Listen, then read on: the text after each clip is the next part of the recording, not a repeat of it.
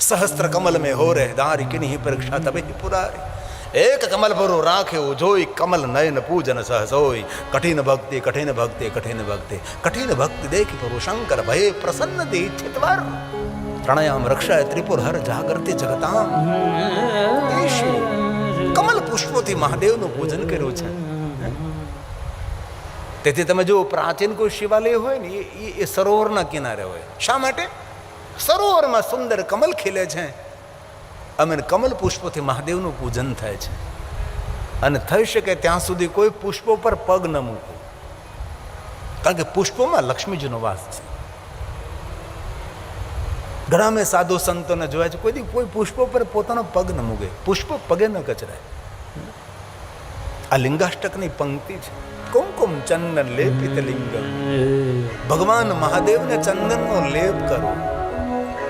અને ભગવાન વ્યાસે તો કહ્યું છે કે જે કોઈ મહાદેવને ચંદનનો લેપ કરે છે, લેપ મતલબ આખું લેપન કરવું ચંદનનું, પણ બજારમાંથી લોયેલું પડીકું નહીં, હાથે ચંદન ઘસવું પડે છે. અને જે માણસ નિત્ય મહાદેવને ચંદનનો લેપ કરે છે, નિત્ય રોજ, તેને ઇન્દ્ર પણ પરાજિત ન કરી શકે એવું સામર્થ્ય માણસમાં આવે છે.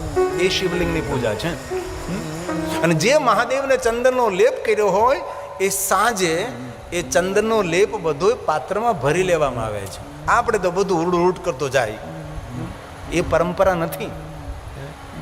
એટલી ભૂલ ભરેલી આપણી પરંપરા. એ તો વિદ્વાન આચાર્યો કહે કઈ રીતે મહાદેવનું પૂજન થાય, તેની પૂજાની પરંપરા કહે. જે શિવજી ઉપર ચંદન લગાડ્યું બધું ચંદન લઈ લેવામાં, પાત્રમાં એકત્ર કરવામાં આવે. પાત્રમાં એકત્ર કરેલું ચંદન એ ભગવાનના મહાદેવના ભક્તોને ચંદન આપવામાં આવે છે. અને એ ચંદન એ મહાદેવના ભક્તો પોતાના ભાલમાં લગાડે. જે રીતે આપણે મહાકાલેશ્વર મહાદેવમાં મહાદેવને ભસ્મ ચડાવવામાં આવે, અને જે ભસ્મ અભિષેક ભસ્મ સ્નાન થાય, એ ભસ્મ સ્નાન થયા પછી જ્યારે બીજા પ્રહરની પૂજા થાય દિનમાં, ત્યારે ભસ્મ જે શિવજીને ચડાવ્યું એ ભસ્મ બધી ભેગી કરવામાં આવે છે. પીઠ માથાળામાં આજુબાજુમાં જે ભસ્મ ઉડી હોય વિભૂતિ, એ બધી ભેગી કરવામાં આવે છે. અને બધી વિભૂતિ ભસ્મ ભેગી કરીને એક પાત્રમાં રાખવામાં આવે છે. અને ત્યાંના પૂજારીઓ પુરોહિતો હોય એ બધે થોડી થોડી ભસ્મ વહેંચી લે અને સૌને થોડી થોડી ભસ્મ આપવામાં આવે. અને એ ભસ્મ પૂજારી પુરોહિતો દ્વારા મહાદેવના ભક્તોને એ ભસ્મ આપવામાં આવે છે. અને એ ભસ્મની બિંદી થાય છે. પણ કરુણા એ છે કે લોકો એવું સમજે છે કે ભગવાન મહાકાલેશ્વર મહાદેવને શમશાનની ભસ્મ ચડે છે. કેટલી જૂઠી વાત છે. ત્યાંના મહંત અમારા વિદિતગીરીજી મહારાજ છે. મહાકાલેશ્વર મહાદેવ જ્યોતિર્લિંગના મહંત વિદિતગીરીજી મહારાજ છે. નાની ઉંમરના છે, પણ બહુ ભણેલા છે, બહુ જ્ઞાની છે. ધર્મક્ષેત્રમાં જે માણસો હોય તેને ભણવું જોઈએ. ભણ્યા વગરનો માણસ ધર્મક્ષેત્રની અંદર અનર્થ ઊભો કરી શકે છે. કોઠાવું જ હોવી જરૂરી છે, પણ ભણવું જરૂરી છે. આચાર્યોના ચરણોમાં બેસીને જે વિદ્વાન આચાર્યો પ્રકાંડ પંડિતો હોય તેના સાનિધ્યમાં બેસી અને થોડું ભણવું જોઈએ. જે ધર્મક્ષેત્રમાં જોડાયેલા છે, પછી શિવાલીનો પૂજારી કેમ ન હોય, જે રામજી મંદિરનો પૂજારી કે કૃષ્ણ મંદિરના પૂજારી કોઈ પણ હોય, આ બધા આપણા બ્રાહ્મણો મોટા મોટા યજ્ઞો કરાવે, મોટી મોટી પૂજા કરાવે, તો બ્રાહ્મણો ભણેલા હોય છે. એ પાઠશાળામાં રહેતા હોય ને ક્યારેક પાઠશાળાની મુલાકાત પણ લેવી જોઈએ. જેમાં વિપ્રકુમારો કઈ રીતે ભણે છે, કઈ રીતે એ મહેનત કરે છે, કેટલા વાગે વહેલા ઉઠે છે, કઈ રીતે તેની સુવાની ક્રિયા છે, કઈ રીતે સંધ્યા ક્રિયા છે, કેવી રીતે નાય છે, કેવી રીતે તેની રહેણી કેણી, તેનો વ્યવહાર કઈ રીતનો છે, આ પાઠશાળામાં છે. તેથી અમારા બ્રાહ્મણો ધર્મની રક્ષા માટે, શાસ્ત્રોની રક્ષા માટે, વેદ પુરાણની કર્મકાંડ પૂજાપાઠની રક્ષા માટે પોતાના બાળકોને પાઠશાળામાં ભણવા મોકલે છે. પાઠશાળામાં શા માટે? સંસ્કાર સાથે વિદ્યા, વિનય સાથે વિદ્યા એ પાઠશાળામાંથી મળે. વિનય સાથે વિદ્યા એ પાઠશાળામાંથી મળે છે. ભલે તમે આપણા બાળકોને, આપણે બ્રાહ્મણ ન હોય જન્મથી, તો આપણા બાળકોને આપણે પાઠશાળામાં ન મોકલીએ વિનય સાથે વિદ્યામાં, પણ કમસે કમ આપણા સંઘની જે શાળાઓ છે એમાં તો બાળકોને ભણવા મોકલો. એ ખબર નથી આપણને તો, એ પણ ખબર નથી સંઘની શાળાઓ ક્યાં ક્યાં ચાલે છે, એ પણ આપણને ખબર નથી. જેને સનાતન હિન્દુ ધર્મ સાથે કાંઈ લેવા દેવા નથી, એ સ્કૂલોમાં આપણા બાળકોને ભણવા મોકલીએ છીએ. જે કોણ ચલાવે છે? પોતાના બાળકને મીડિયમ ઇંગ્લિશ ભણાવવા માટે કેવી કેવી સ્કૂલોમાં આપણે ભણાવીએ છીએ. જ્યાં બ્રહ્માનો નિષેધ, જ્યાં વિષ્ણુનો નિષેધ છે, જ્યાંથી આપણા ધર્મનું કોઈ જ્ઞાન નથી મળતું, એવી સ્કૂલોમાં. આમ તો મારાથી બહુ ન કહેવાય, પણ મારી સાથે અબતકવાળા છે એટલે વાંધો નથી મને બોલવાનો. આપણો સંઘ છે RSS, એ ઘણી બધી સ્કૂલો ચલાવે છે, નિશાળ ચલાવે છે. અમારે કમાભાઈને તેના પર તે પૂરી નજર હોય છે, એને બધી જાણકારી હોય છે. આપણા બાળકોને સંઘમાં ભણવા મોકલો. સંઘની શાળાઓ, સંઘનો વિદ્યાર્થી રાષ્ટ્રભક્તિ, દેશભક્તિ, માતૃભક્તિ, પિતૃભક્તિ, તેની અંદર એના પાઠ ભણાવવામાં આવે છે. દેશ માટે નોચાર થવું, દેશ માટે સમર્પિત થવું, તેની વાતો એ સંઘની શાળામાં શીખવવામાં આવે છે.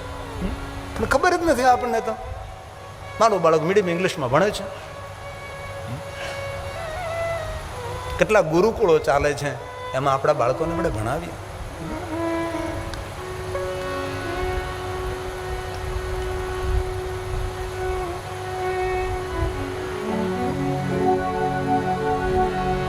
મહાકાલેશ્વર મહાદેવને ભસ્મ શમશાનની નહીં, શિવાગ્નિ જનિત ભસ્મ ચડે છે. ક્યારે મહાકાલેશ્વર દર્શન કરવા જાઓ તમે, અને જો ભસ્મ પ્રસાદમાં મળે, એ પૂજારીઓ પુરોહિતો ભસ્મ આપે, તો ભસ્મ એ શમશાનની ભસ્મ નથી, એ શિવાગ્નિ જનિત ભસ્મ છે. પણ લોકોના મગજમાં એવું છે કે શમશાનની ભસ્મ, લોકો બહાર જઈને ફેંકી દે. નહીં, કભી નહીં. મને પણ એવું હતું કે મહાકાલેશ્વર મહાદેવને શમશાનની ભસ્મ ચડાવે છે, પણ રાતના 11:30-12 વાગ્યાની જે અંતિમ પૂજા શંકર ભગવાન મહાકાલેશ્વરની થાય, તેની અંદર 5 બ્રાહ્મણો જ હોય છે, અન્ય કોઈને પ્રવેશ નથી હોતો. પણ મને પ્રવેશ મળ્યો હતો, મંજૂરી મળી હતી કે ભાઈ અમને એકને રહેવા દો. અને રાતના 11:30-12ની અંતિમ પૂજા, ત્યાર પછી કપાટ બંધ થાય. એ સમયે અમારે રમણ પૂજારીજી, રમણ ગુરુજી, મહેશ ગુરુજી, જે પ્રધાન જે મહાકાલેશ્વરના પૂજારીઓ છે, 5 બ્રાહ્મણો અંદર હોય. અત્યારે ટેલિવિઝનમાં ચિત્રો જોવો છો, અંદર કોઈ ન હોય, આ બ્રાહ્મણો સિવાય કોઈ નહીં. આખું મંદિર સિક્યુરિટીને સોંપી દેવામાં આવે છે, અંદર કોઈ માણસ, કોઈ જન નહીં.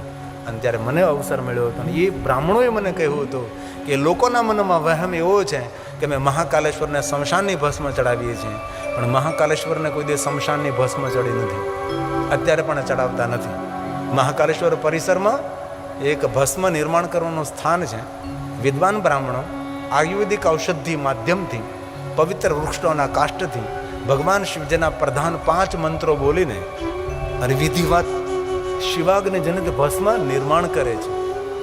અને શિવાગ્નિ જનિત ભસ્મ ભગવાન મહાદેવ મહાકાલેશ્વરને ચડાવવામાં આવે છે.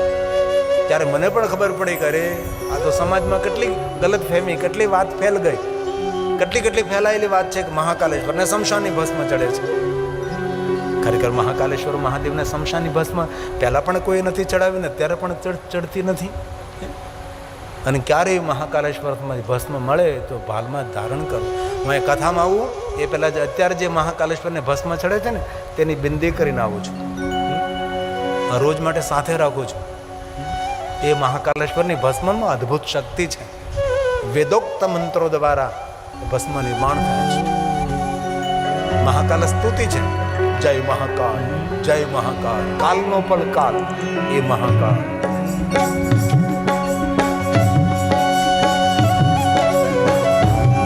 મહાકાલ નમોસ્તુતે, અષ્ટમૂર્તિ મહાકાલ, કાલ કાલ મહાકાલ, મહાકાલ નમઃ, કાલ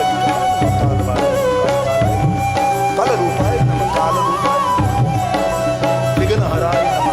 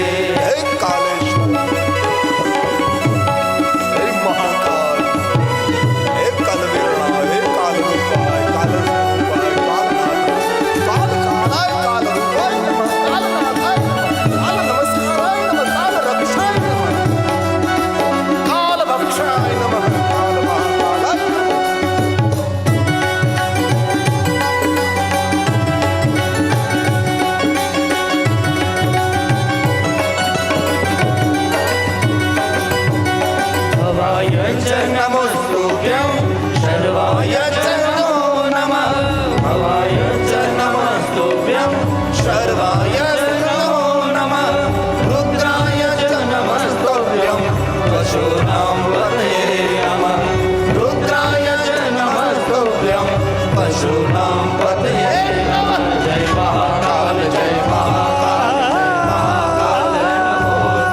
जय महाकाल जय महाकाल नमोस्तुते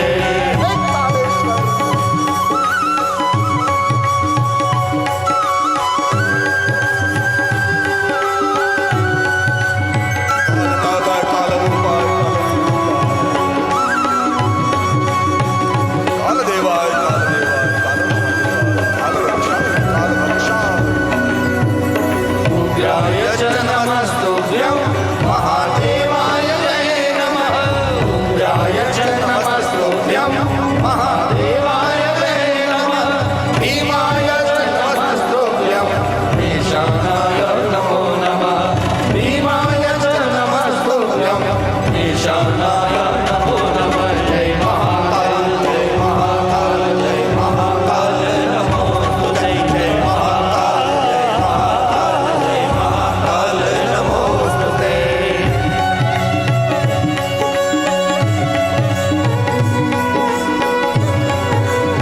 हे महाकाल हे कालेश्वर महाकालेश्वर कालरूपाय कालरूपाय कालस्वरूपाय कालनाथाय नमः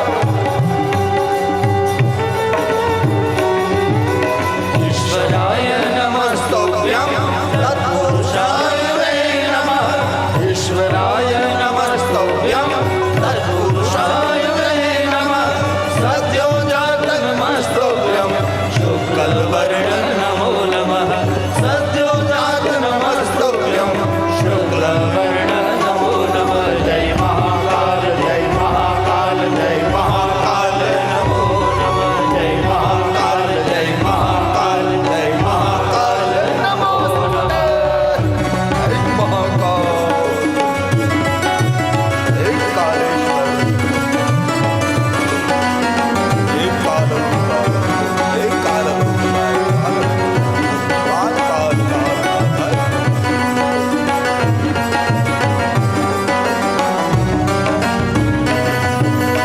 अतः कालनिरुद्राय रुद्ररूपाय वै नमः अतः कालनिरुद्राय रुद्ररूपाय वै नमः श्रीधूपतिलयानाय हेतुरूपाय वै नमः श्रीधूपतिलयानाय हेतुरूपाय वै नमः जय महाकाल जय महाकाल जय महाकाल नमो जय महाकाल जय महाकाल जय महाकाल नमो जय महाकाल जय महाकाल जय महाकाल जय महाकाल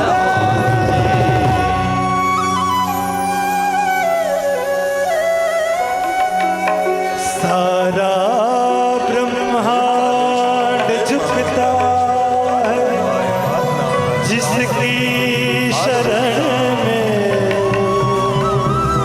सारा ब्रह्मांड झुकता है जिसकी शरण में मेरा प्रणाम है महाकाल के चरण में महाकाल के चरण में ભગવાન મહાદેવની પૂજા ભસ્મથી થાય જે વૈરાગ્યને પ્રગટ કરનારી છે. તેથી કુમકુમ ચંદન લેપિત લિંગમ પંકજહાર શોભિત લિંગમ. અલગ અલગ પૂજાનો અલગ અલગ મહિમા છે. લિંગાષ્ટક એટલે ભગવાન મહાદેવની વિવિધ પ્રકારની પૂજાની વંદના છે. આદ્ય જગદગુરુ શંકરાચાર્ય મહારાજનો પ્રસાદ છે. कुमकुम चंदन लेपित लिंगम पंकजहार सुशोभित लिंगम संचित पाप विनाशन लिंगम जन्म जन्मांतर के पापों में से मुक्त करने वाला भगवान शंकर भगवान महादेव. एक जन संचित पाप એક જન્મ નહીં અનેક જન્મના પાપો સંગ્રહીને બેઠા છે. જન્મ જન્માંતરના પાપોમાંથી મુક્ત કરનારા ભગવાન મહાદેવ છે. સંચિત પાપનો ખજાનો પડ્યો છે. ખબર નહીં ક્યારે ક્યારે ક્યાં પાપનો વારો આવે ને કયો દંડ ભોગવવો પડે છે. તો મહાદેવની જે ભક્તિ કરે, મહાદેવની પૂજા કરે, મહાદેવનું અર્ચન કરે છે, એ મનુષ્ય જીવનના દરેક પાપોમાંથી મુક્ત થાય છે. અરે શિવ મહાપડ ગ્રંથમાં સ્વયં બ્રહ્માજીએ કહ્યું કે નારદ, શિવજીના એક નામમાં એટલું સામર્થ્ય છે, એક નામથી જેટલા પાપો બળીને ભસ્મ થાય છે એટલા પાપ મનુષ્ય કરવા માટે સમર્થ પણ નથી. એક નામમાં એટલું સામર્થ્ય ભગવાન મહાદેવ એ શિવ છે. તેથી હાલતા ચાલતા બેસતા ઉઠતા ખાતા પીતા ઊંઘતા જાગતા ઘરમાં વનમાં શમશાનમાં પવિત્ર અવસ્થામાં અપવિત્ર અવસ્થામાં ભજ સાંબ સદાશિવ, ભજ સાંબ સદાશિવ, ભજ સાંબ સદાશિવ.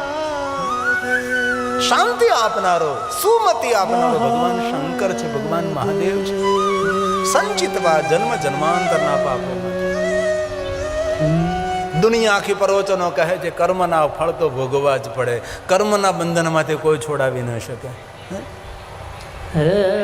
દરેક પ્રવચનકારો કહે ભાઈ કર્મનું તો બંધન ભોગવવું જ પડે, કર્મના બંધનમાંથી કોઈ મુક્ત ન કરશે, કર્મના કરેલા તો ભોગવવા જ પડે. પણ દુનિયામાં એક એવા મહાદેવ છે, કર્મના બંધનોમાંથી મહાદેવ મુક્ત કરી શકે છે.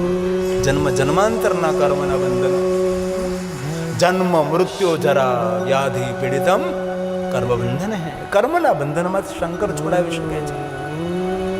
એક સપન શાસ્ત્ર છે, એક સપનોની દુનિયા છે. ક્યારે કોઈ દુઃખદ સપના આવે મહાદેવના ભક્તને, દુઃખરૂપ સપના આવે, રડી પડીએ, કંપી ઉઠીએ, ધ્રુજી જઈએ. ક્યારે નિંદ્રામાં દુઃખરૂપ સપના આવે મહાદેવનો ભક્ત, તો દુઃખરૂપ સપનાથી ગભરાવું નહીં. જે દુઃખ આપણને જાગૃત અવસ્થામાં મળવાનું હતું એ મહાદેવજી આપણા સપનાની અંદર દુઃખ આપી આપણા કર્મના બંધનોમાંથી ભગવાન શંકર આપણને મુક્ત કરે છે. એક સપન શાસ્ત્ર છે. સપનામાં કેવી કેવી વસ્તુ આવે તો જીવનમાં કેવી ઘટના બને છે. સપન એક સૃષ્ટિ છે, સપન એક શાસ્ત્ર પણ છે, એક માલા શાસ્ત્ર છે. જે ધર્મક્ષેત્રોમાં સંકળાયેલા હોય તેમને ભણવું જોઈએ, તેમને વાંચન કરવું જોઈએ, અલગ અલગ ધર્મગ્રંથોનું વાંચન કરવું જોઈએ, આચાર્યોની સાથે રહી તેની પાસે શીખવું જોઈએ. વિદ્વાનો સાથે વિવાદ ન કરાય, વિદ્વાનો સાથે સંવાદ કરાય છે. વિદ્વાનો પાસેથી શીખવું જોઈએ. જે ધર્મક્ષેત્રમાં રહેલા માણસો છે, કોઈ પણ ક્ષેત્ર એ ટુ ઝેડ, દરેકે ભણવું જોઈએ, દરેકે શીખવું જોઈએ. અરે મહાદેવનો ભક્ત હૃદયથી જે મહાદેવ સાથે જોડાય, પ્રયોગથી નહીં. આજે લોકો શંકર ભગવાન સાથે પ્રયોગથી જોડાય છે. આ પ્રયોગ કરવાથી આવું ફળ મળશે, આ પ્રયોગ કરવાથી આવું ફળ મળશે. પ્રયોગ કરનારા માણસો માટે નથી, શંકરજી સાથે હૃદયથી જેને યોગ કર્યો છે એના માટેની વાત છે.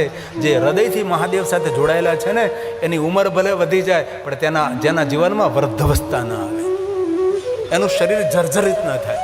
જન્મ મૃત્યુ જરા, જરા શબ્દનો અર્થ શું થાય? જર્જરિત થઈ જવું, ખખડી જવું. જેટલા મહાદેવનો ભક્ત હોય તેનું શરીર ભલે વૃદ્ધાવસ્થાથી ઘેરાયેલું પણ જર્જરિત ન હોય.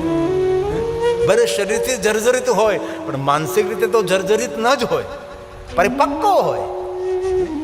એ મહાદેવની ભક્તિમાં અદ્ભુત શક્તિ રહેલી છે.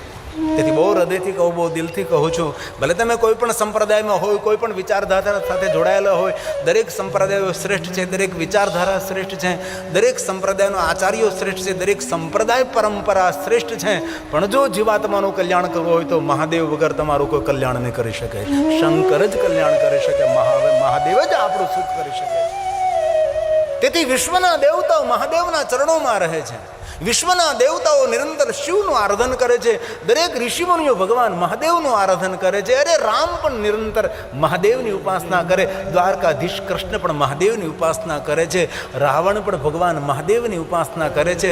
ભસ્માસુર શિવજીના ચરણોમાં ગયો, કઈ પણ રીતે તેનું મંગલ ને કલ્યાણ થયું. તારકાસુરનું મંગલ થયું, ગજાસુરનું મંગલ થયું છે, વિદ્યુમાની કમલાક્ષ તારકાક્ષનું મંગલ થયું છે, બાણાસુરનું કલ્યાણ થયું છે. સુર અસુરનું સૌનું કલ્યાણ કરનારા ભગવાન શંકર છે. તેથી ભગવાન શિવના ભજનમાં રત રહેવું. राम भी शिव के, रावण भी शिव का, राम भी शिव के, रावण भी शिव का, बाणासुर भी शिव का, भस्मासुर भी शिव का, जीवन उसका मरण भी उसका, जीवन उसका मरण भी उसका, तांडव है और ध्यान भी वो है अज्ञानी का, ज्ञान भी वो है, आज भी शिव है, कल भी शिव है, आज भी शिव है, कल भी शिव है, आदि अनादि महाकाल शिव है, आदि अनादि महाकाल शिव है।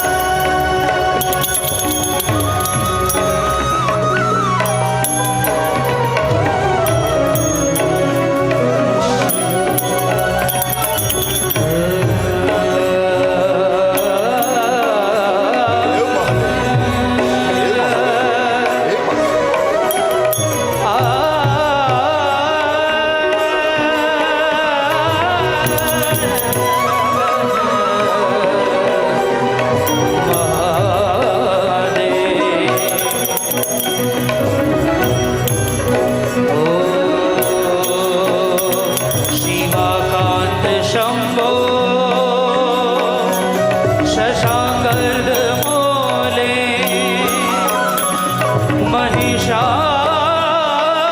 महिषानशूले ओ जटाजूटधारी सांबाय नमः शंकराय त्वमेव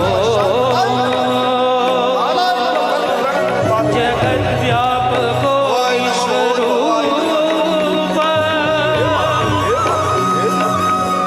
ॐ प्रसीद प्रसीद प्रभो पूर्णरूप ॐ प्रसीद प्रसीद प्रभो पूर्णरूप प्रभो पूर्णरूप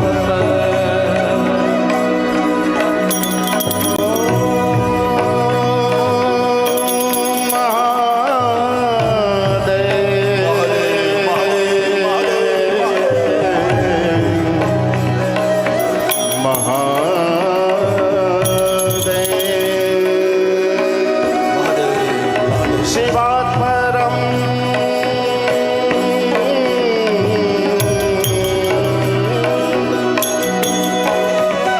शिवात्मरं नैति वदन्ति वेदा, शिवात्मरं नैति वदन्ति देवा, शिवात्मरं नैति वदन्ति सिद्ध्या, शिवात्मरं नैति वदन्ति शुद्धा,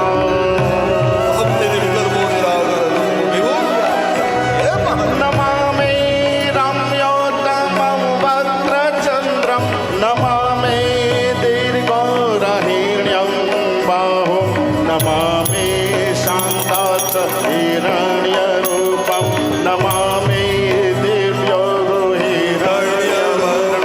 नमामि दिव्योरुहिरण्यवर्णम्।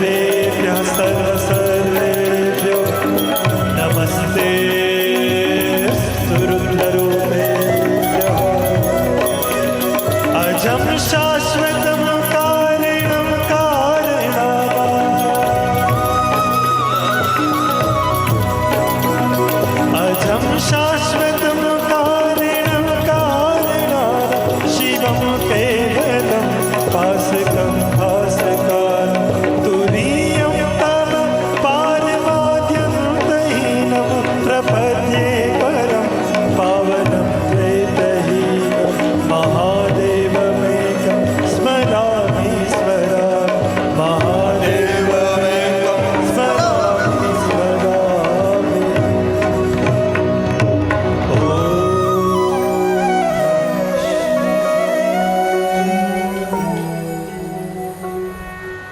દેવ મુનિ પરવાર્ચિત લિંગમ. મૂળ ભગવાન મહાદેવ છે. શિવ મહાપડ ગ્રંથમાં એક સુંદર શ્લોક છે. બ્રહ્માજીએ નારદને કહેલું કે નારદ સાંભળું, વિશ્વના દરેક દેવી દેવતાઓની પૂજા આપનાથી ન થઈ શકે, એક શિવનું પૂજન તમે કરી લો નારદ, એટલે વિશ્વના દરેક દેવી દેવતાઓની પૂજા એ શિવ પૂજાની અંદર સમાયેલી છે. પણ વિશ્વના કોઈ પણ દેવી દેવતાઓની પૂજા આપ કરતા રહો, તેની અંદર શિવ પૂજા સમાયેલી નથી નારદજી. પરંતુ ભગવાન મહાદેવની પૂજાની અંદર નારદ વિશ્વના દરેક દેવી દેવતા, ગ્રહો, નક્ષત્રો, તીર્થો સૌની પૂજા એક ભગવાન મહાદેવની પૂજામાં સમાયેલી છે. નારદ કઈ રીતે? જેવી રીતે વૃક્ષના મૂળની અંદર જળનું સિંચન કરવાનું મૂળ વડે, થડ વડે, ડાળી વડે પર્ણને પાન મળે છે. હે નારદ, કોઈ ડાળીને પાણી પાવામાં આવે તો મૂળને પાણી નથી મળતું. અને કોઈ વ્યક્તિ વૃક્ષની કોઈ ડાળીને પાણી પાતો રહે તો મૂળને પાણી ન મળે.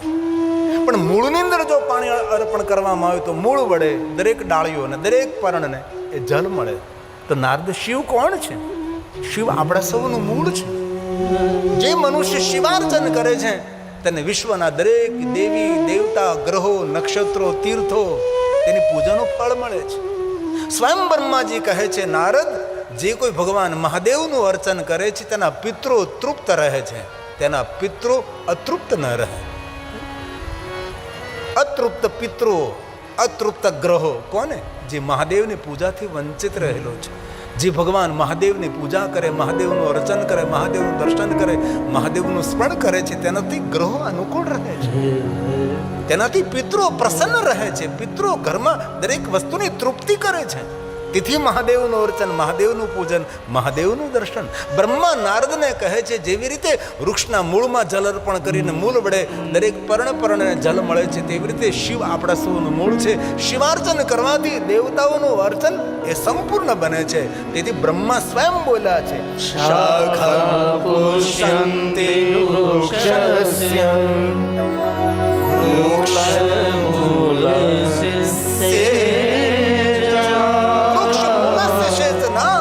શાખા પુષ્યન્તિ વૃક્ષસ્ય. શાખાને પુલકિત રાખવું હોય તો વૃક્ષ મૂલસ્ય સેચના, તેના મૂળમાં જલ અર્પણ કરો.